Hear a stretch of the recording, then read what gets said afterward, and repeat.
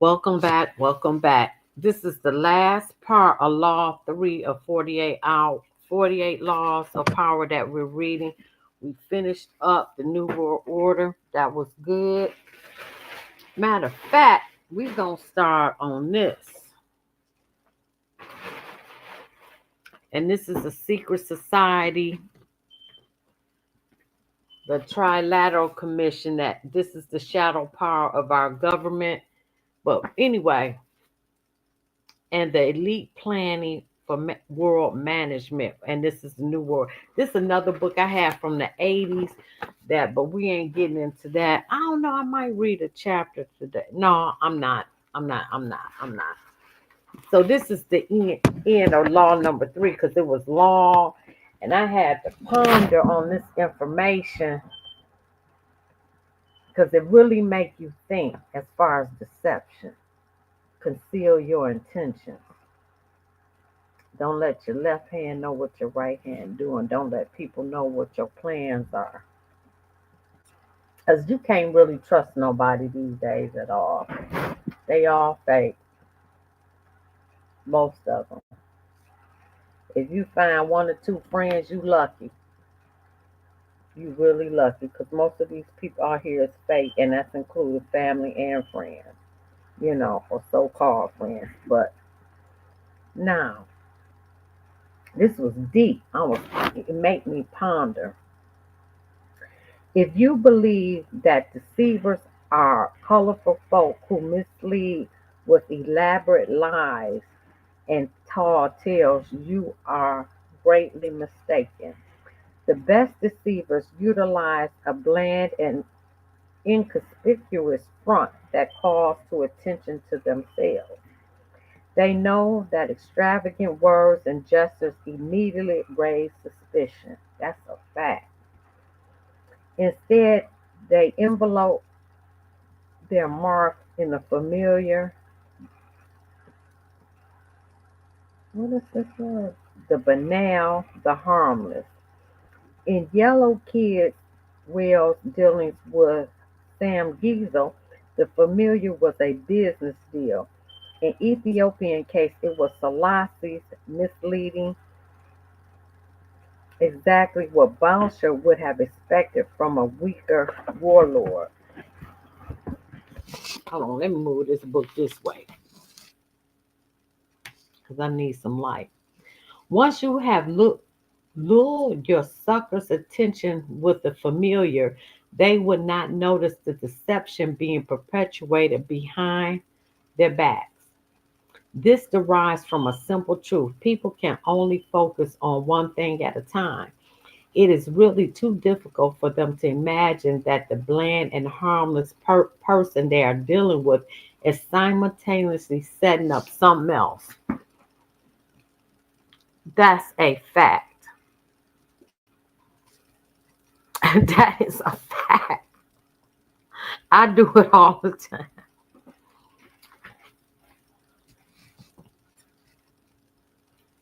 The grayer and more uniform the smoke in your smoke screen, the better it conceals your intentions. In the decoy and Ted Herring's devices discussed in part one, you actively distract people. In the smoke screen, you lure your victim, drawing them into your web because it is so hypnotic. This is often the best way of concealing your intentions. The simplest form of smoke screen is facial expression. Beyond a bland, unreadable exterior, all sorts of mayhem can be planned without detection. Detection. Lord have mercy.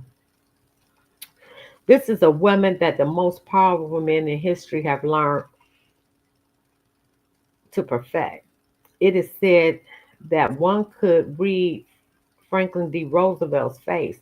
Baron James Rothschild, the Illuminati itself, made a lifelong practice of disguising his real thoughts behind bland smiles and non-descriptive looks.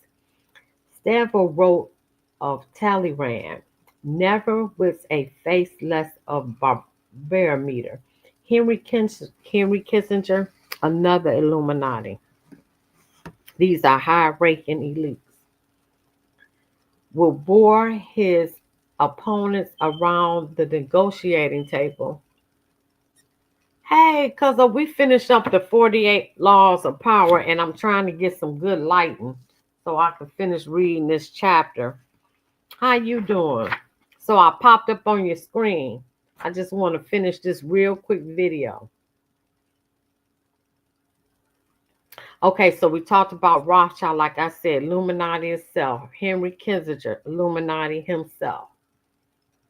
But he would bear his opponents around the negotiating table to tear with his monstrous voice. His blank look has endless recitation of details. Then, as their eyes glazed over, he would suddenly hit them with the fist of bold terms. Caught off guard, they would be easily intimidated. As one poker manual explains it, while playing his hand, the good player is seldom an actor. Indeed, instead, he practices a bland behavior that minimizes readable patterns, frustrates and confuses opponents, permits greater concentration. What'd you say? I'm good. You trending on my page. Well, that's good. That's good because I'm going to come back. But this is why I do some reading because these make real quick videos. Don't nobody really care, but it just make a real quick video while I'm the one learning. I don't know about my audience, but this book here, I should have read this a long time ago. An adaptable concept, the smoke screen can be practiced on a number of levels, all playing one psychological principles of distraction and misdirection. One of the most effective smoke screens is the whole gesture. People want to believe apparently noble gestures are genuine, for the belief is pleasant. They rarely notice how deceptive these gestures can be. The art dealer Joseph Duveen was once confronted with a terrible problem. The millionaires who had paid so dearly for Duveen's paintings were running out of wall space, and with inheritance taxes getting even higher, it was deemed unlikely they would keep buying. The solution was the National Gallery of Art in Washington, D.C., which Duveen helped create in 1937 by getting Andrew Mellon to donate his collection to it. Andrew Mellon, another one, part of Illuminati. In one gesture, his clients avoided taxes, cleared wall space for new purchases, and reduced the number of paintings in the market, maintaining the upward pressure on their prices. All this while the donors created the appearance of being public benefactors. Another effective smokescreen is the establishment of a series of actions. Oh my God, I can't.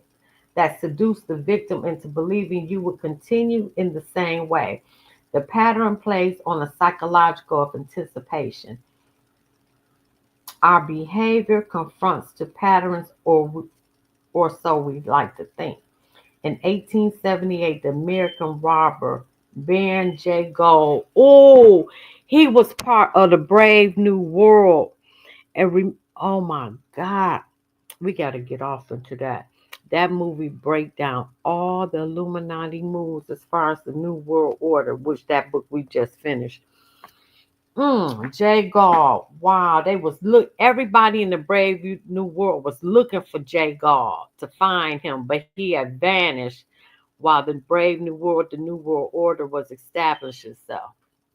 I'm gonna have to talk about that later. But anyway, Jago created a company that began to threaten the monopoly of the telegram company, Western Union. The directors of Western Union decided to buy Gall's company up.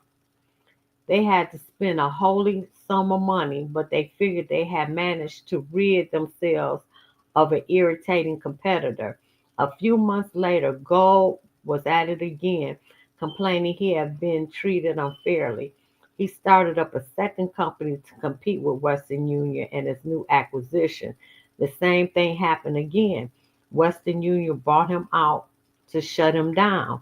Soon the pattern began for a third time, but now God went for the juggler. He suddenly staged a bloody takeover struggle and managed to gain complete control of Western Union.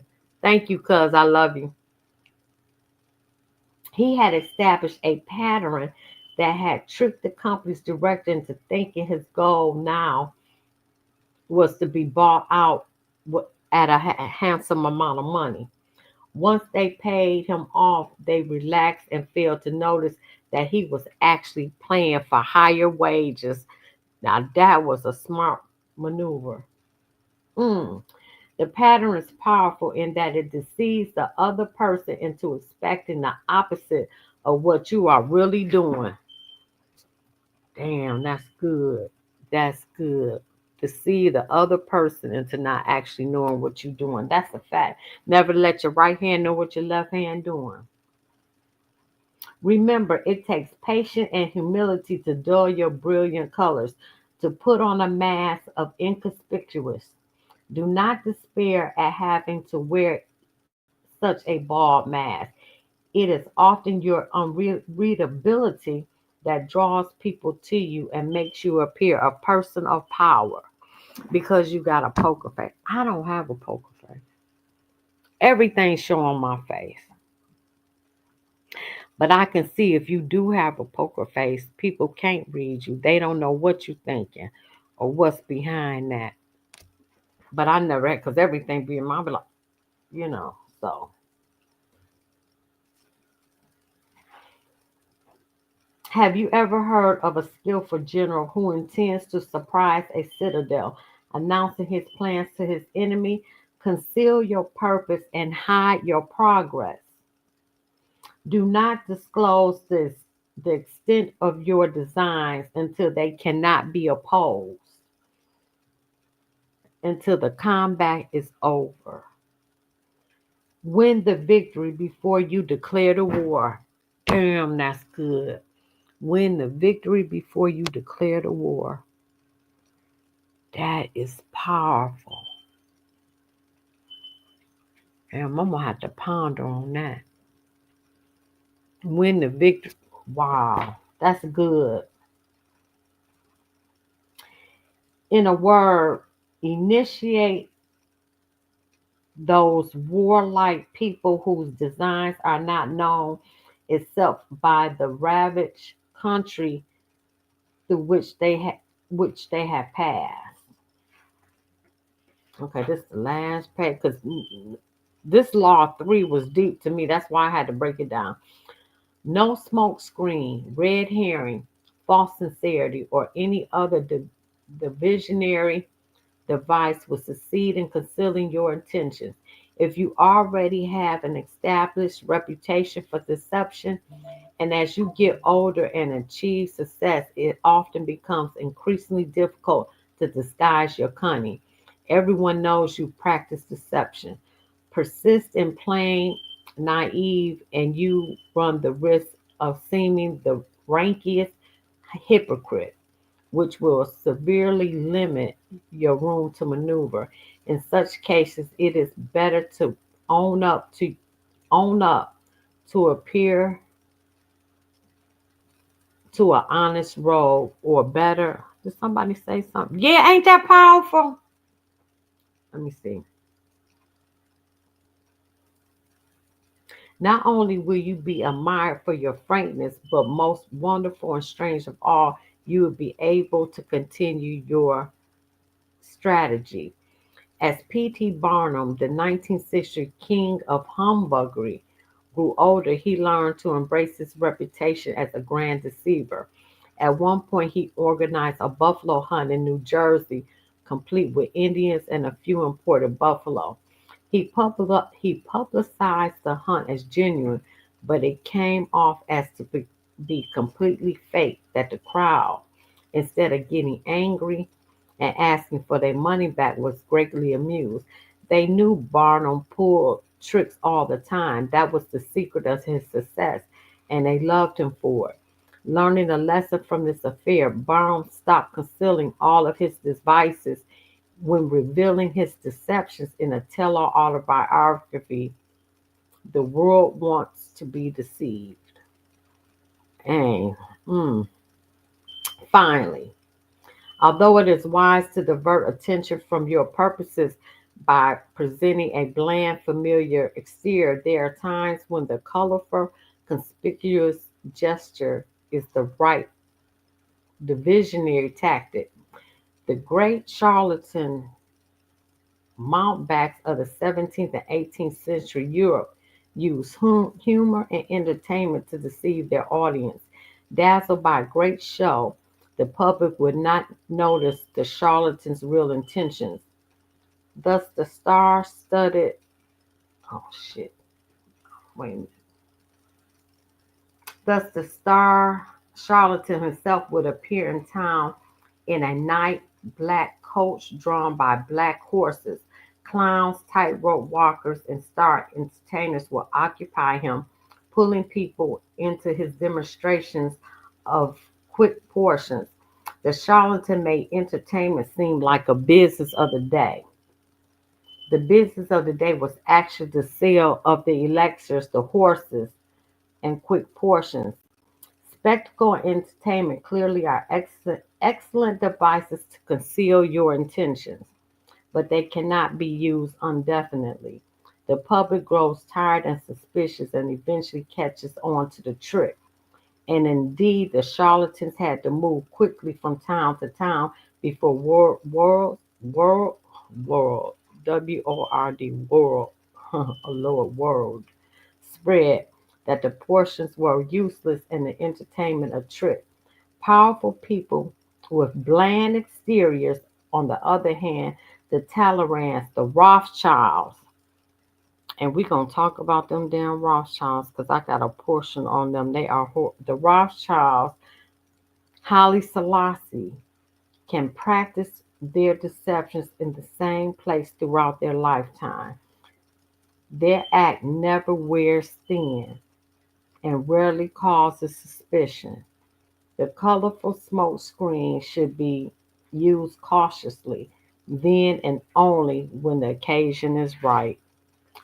Shit, that's law three. Just them 3 pages is mind boggling. It give me so much to think about. Anyway, like, share, subscribe. I'll be right back. I don't know what my audience. I love King Von. I guess y'all don't like King Von, but I'm coming back with King Von. I love him. I'm coming back with King Von. That's where we going next. Like, share, subscribe, leave a comment. I love you, cuz.